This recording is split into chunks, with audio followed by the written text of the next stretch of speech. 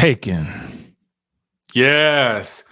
We got a lot to talk about in today's video. So let's get started with Drew, Sadora, and Ralph. Because I feel like we're getting a little bit of conflicting information coming out. Drew is detailing what led her to her boiling point, but Ralph is sharing a little bit of a different take on the matter at this point. So let's get into it. Now, according to page 6, all right, this is what Drew said was leading to the divorce. All right. She said she knew it was time to end her 9-year marriage when their relationship issues started to happen on camera. Well, to me, just me inserting my opinion, okay, um, that might have been when y'all first appeared on screen. Okay. Uh that part. Anyway, as you guys may recall, Drew had accused Ralph of being a serial cheater and adulterer and had revealed to people that their split was due to a culmination of things that should not happen in a marriage. She had said at the time, I think the inability to own it, the inability to apologize, the inability to work through it, the inability to care about my emotional state and wanting to work and heal that was very challenging. All right. Now, let's talk about the boiling point. The boiling point for her was once they started filming Real Housewives of Atlanta, leading her to feel embarrassment on top of what they were already dealing with behind closed doors. So it does kind of make you wonder, like, why would you then choose to get on the show unless maybe you felt like the show was going to be a potential out for you? Or maybe is it that she thought that the behavior would stop once they got on the show? But then to me, it seems like once they did get on the show and the behavior didn't stop, because again, this was right. I mean, in the moments we're meeting them, she's upset because he's taken off to Tampa for reasons unknown to her. And so she goes on to state that it was definitely the breaking point and enough is enough. She says, and I didn't see that coming. Of course, I was forever, but I was like, there was nothing else left for me to hold on to because the behavior and inappropriateness just never stopped. It was just too much. All right. Now, remember, she accused him of adultery. She claimed that he abused her mentally and financially. But at this point, Drew is hoping for an amicable divorce. I mean, that may be a little bit hard considering the accusations of adultery and abuse. However, she does say, I'm hoping for a great co parenting partner, and I'm hoping for us to come out of this and be able to be friends and to be respectful. All right. Now, let's take things over to Ralph. Because according to People magazine, he releases an exclusive statement to them. And he says this: I love my wife with all my heart. It is no secret that marriage is a challenging journey, one that is not for the faint of heart. My family means the world to me, and I've dedicated myself to providing support, encouragement, and acting as a pillar of strength for my wife and children. Houseway, she trying to get away from you. Anyway, he goes on to say, although we know the real reason that ultimately led to my request for divorce.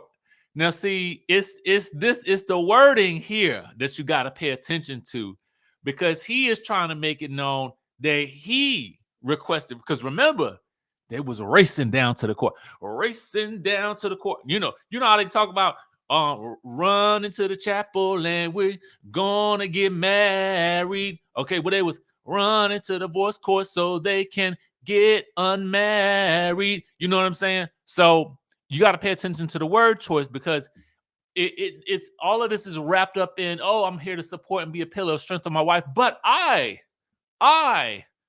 what led to me requesting for a divorce. Anyway, he says, although we know the real reason that ultimately led to my request for divorce, I'm taking this time to be more introspective and working to become the best version of myself. I stand by my response to the petition. However, I sincerely apologize for my part in the deterioration of our relationship. As seasons change, I'm hopeful and optimistic for brighter days ahead. Hmm. I mean, interesting. Does this mean that he regrets his behavior on the camera? Is that it? What y'all think? What say ye? It's interesting to me the positions that people take as divorce clearly is a fluid thing. I mean, you could possibly be feeling from one thing to the next, but it's interesting the statements that are put out. Obviously, I feel like this was in response to her statement to page 6, and then obviously he's making his own statement. It all still seems kind of petty, but listen, you ain't seen petty, okay? You ain't seen petty yet until we talk about Kim and Kroy and what's going on with them. Now, according to the Radar Online, and I'm going more police reports, okay? This time, Kroy reports an alleged taking, okay? We could say kidnapping of their son to the police. Oh, yes, that is why I call this episode Taken. Okay? Taken. Liam Neeson style, right? So here is what Radar Online is reporting. All right. Again, more 911 calls to the police involving allegations of kidnapping and a stolen handbag. I wonder, was it an Hermes, a Birkin, a Gucci? What was it? Anyway, apparently, they still living under the same roof, right? All right. And it's been leading to a lot of dramatic calls to the police for assistance, right? And Radar Online got the records. I'm going to show you the record in a second. But apparently, this happened on June 16th. All right. They were called 5 times to handle another domestic squabble. All right. Where they exchanged allegations against each other in front of the children. Now, this is 2 days after Kim pleaded with the judge to evict Kroy from the mansion that they have been living in. All right. Now, Kroy also wants Kim out the home, and they both seeking primary custody of the children. Kroy told the police during another squabble, domestic squabble, that he don't have the financial resources to live anywhere else. Man, you're gonna have to get a job. Okay. Maybe you could do some sports casting or something. But given all these things going on, I don't know. That might be hard for you to get the job. Okay. Now, let me get to the taken part, right?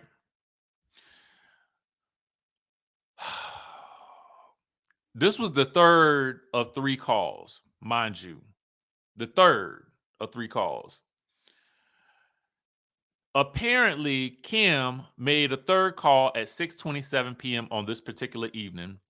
And while talking to the officers, Kroy then accused Kim of allegedly being involved in a bizarre kidnapping scheme. It was a scheme. Now, the son was dropped off with a woman, their son was dropped off with a woman named Elise. The report states that the husband said he was filing kidnapping for his son going to the rodeo. And I told y'all, when I told y'all about this story, I said petty, petty, petty, petty. The son then went to the rodeo. Meanwhile, there's a fourth call. It's 2 calls that ain't even worth talking about. The third call is about the kidnapping because the child was going to the rodeo. The fourth call, 14 seconds later, Kim is alleging that he stole her handbag. Now, the last call was made by an unknown person at 6:28, informing the police that he or she doesn't need the police at this time and will call back. But if you don't need the police at this time, why are you calling back? Now, apparently, this resulted in a 2-page police report. Okay. Listen, Kim, Kroy, y'all gonna need to stop this. Okay. Y'all gonna need to stop this because now y'all involving the kids and the poor lady Elise. I'm sure she asking herself, now how I get into it? I just took the cheering to the rodeo. You know what I'm saying? I mean, was she babysitting the kids? I'm gonna pull it up because I know y'all want to see it. Some of you want to see it, some might not. Of course, the links will be in the description down below, but here's the report for you guys. I mean, it's clearly saying the son was okay. It details all the times of the calls. Um, the stolen handbag. Son dropped off with a woman named Elise. Husband said he was filing kidnapping for his son going to the rodeo. I mean, look, come on now. Y'all got to do better than this. Y'all got to do better than this because I feel like this is it's just too much. It's too much for me. Okay. Now, the last story that we got to talk to y'all about, because I like to kind of put a little. I'm trying to. I be putting all the stories together, okay, to make one video because y'all know I just rather get it all over with in one video. We got to talk about Eva.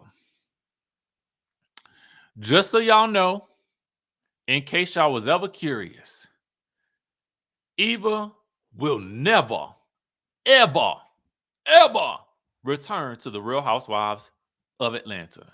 She is not here for the forced drama, but also not here for exploiting people's lives. Now, let me give you some context. She was in an interview, and shout out to our friends over at the Bravo Shade Room. She was in an interview, and she was asked about, this season and the storylines feeling forced and whatnot. So when she was responding to it, she said she wasn't here for forced drama. She's also not here for exploiting people's lives.